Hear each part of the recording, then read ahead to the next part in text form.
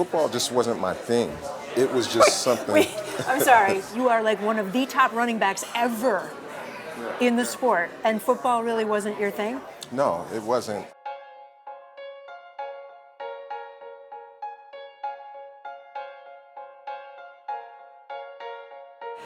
So welcome to Bluebird. Thank you. Columbus Circle, middle of Manhattan is where we are. You want to get a drink? Yeah, let's get it. Curtis Martin, NFL Hall of Famer, 11 seasons with the NFL. What's your drink? This is a Sauvignon Blanc. Yeah. Cheers. Cheers. Your story of how you got here, how you got to the NFL, is a pretty crazy one. Yeah. You're pretty open about it. Yeah. Grew up in Pittsburgh. Grew up in Pittsburgh. I grew up in a little town called Homewood. Okay. And it's probably one of the most violent neighborhoods in the country. I've been through a lot. Yeah. Experienced a lot of things at a very young age that children shouldn't have to go through. But unfortunately, that's the condition of environments like that. I grew up in a very violent household. My father, he was strung out on drugs, and every drug you name, crack, cocaine, heroin, alcohol. And on top of that, he had a mental illness. So those two combinations just didn't make for a good husband or a good father. He didn't treat your mom right. No, he was extremely abusive to my mother. And as a 4- and 5-year-old, the dilemma of my life was just having to watch my mother get beat almost on a every other day basis. And my father was brutal. He would beat my mother like she was a man.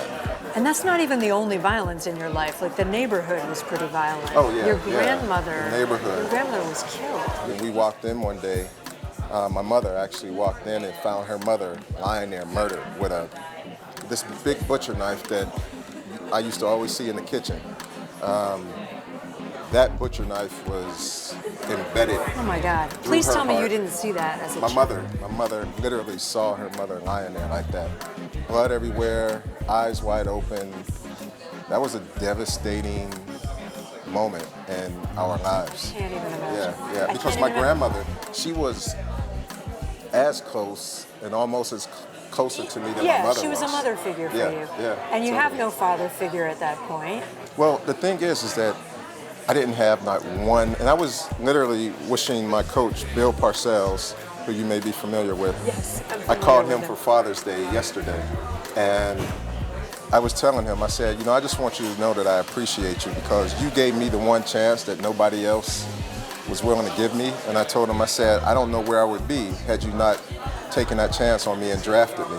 That's in 1995. 1995. And I hear you almost didn't want to go. Oh yeah, no. Football just wasn't my thing. It was just something. Wait, I'm sorry. You have like records in the NFL. You are like one of the top running backs ever in the sport, and football really wasn't your thing? No, it wasn't. My mother, she told me, she said, listen, you just need to do anything, something to not be around this neighborhood for a couple extra hours. Your mom said that. Yeah, to appease her, I played football because it was just the thing that I felt most natural at doing.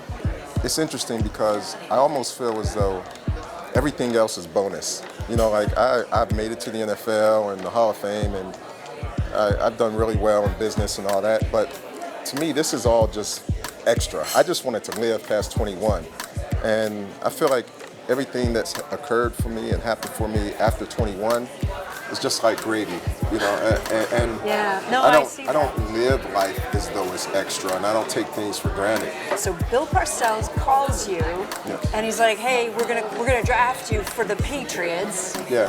And you're unsure. Yeah, he says, "Well, we have the next pick, and we just want to know if you would like to be a New England Patriot."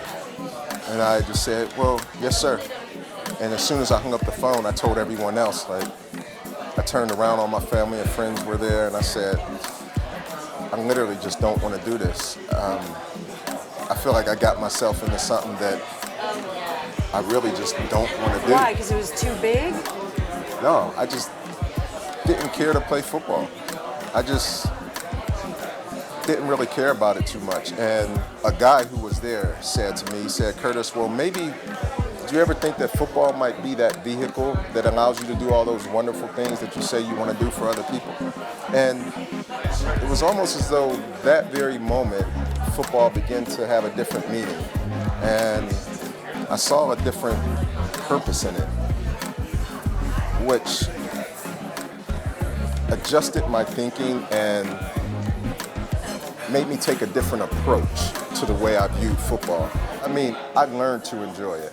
I put it that way. But if I had my choice, if you take away, I put it this way, if you take away the way football enabled me to help other people, I would have quit that very moment. I started my foundation my rookie year.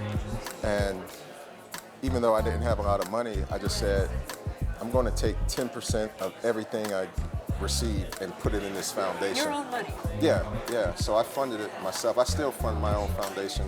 I'm kind of the sole funder of it. What does it do, the foundation? What I look to do through my foundation is to give kids and people the opportunities that I didn't have. Why number 28? 28 because the same guy who told me that maybe football's that vehicle for me to help other people, he told me that there was a verse in the Bible, Deuteronomy 28, and he said that I think that applies to you. And I went and read it, and it really just spoke to me. It basically says that if you get your life in order, that God will bless you for that, and then he'll guide you through life and help you make the right decisions, and your life will be much better. Best advice you ever got? Best advice I ever got, it was when I was 23 years old. It's very simple, but a guy said to me, he said, Curtis, the best thing you can do in life is to find out how things work and then work them. In Pittsburgh, where you grew up, what would you tell a kid there now? I think one of the things that I would tell them is that the good guy can win, because growing up in that environment, you're not taught how to do things the right way. Everything that you learn has some type of sneakiness or some scheme to it, or you're always taking shortcuts. Yeah, there's always something that's not right about it.